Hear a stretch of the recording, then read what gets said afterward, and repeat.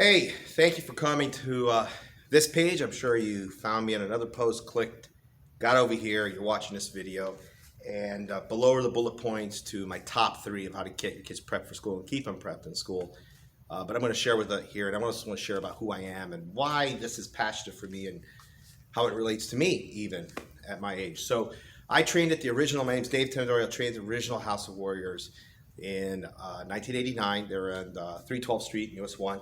Roughly, it was called Campbell Square. Hurricane Andrew destroyed it, so that we'll get into later.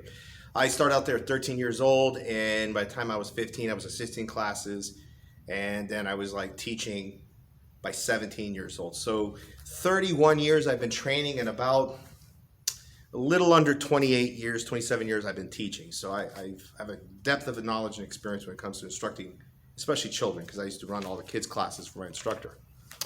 So now we're here, and it's crazy with the new school year, and I'll get into those bullet points, but let me explain why I kind of understand what's going on, because I went through Hurricane Andrew. It was my last year of high school. I was 16 years old, and everything was destroyed if you were here in Homestead at that time.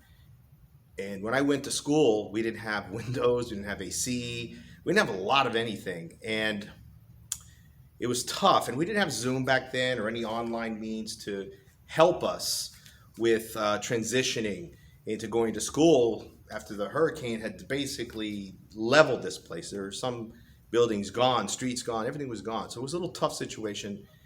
Different kind of dynamic, but not too different for those who've been locked down because of COVID-19 and having to stick to a screen. So, I understand where it's coming from, and this is how we're going to get you all prepped for school, get your kids prepped for school. So the top thing I say about getting prepped for school is stick to your routine.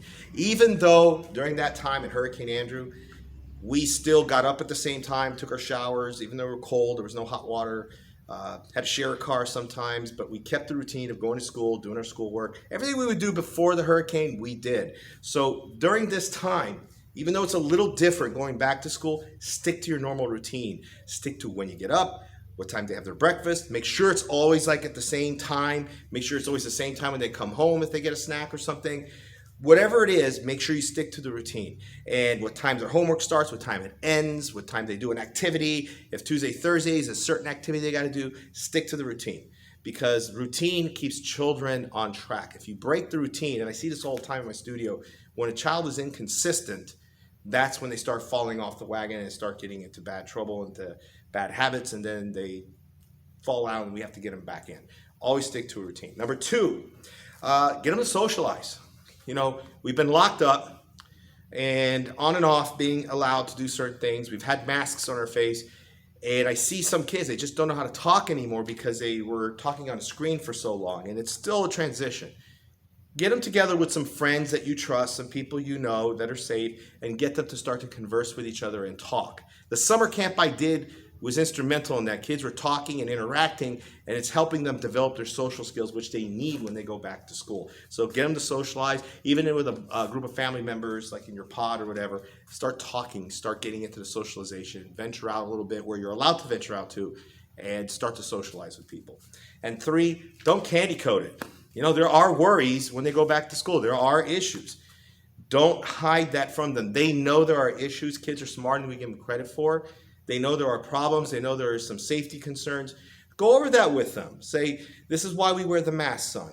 This is why in this situation you need to do this. This is why we have to be careful with this. Don't hide that from them. You're doing them a disservice when you do that. Don't scare them.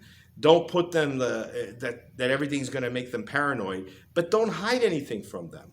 Get them to understand what the safety concerns are and to acknowledge that they need to follow those safety protocols, just like we do in our studio with our kids as well.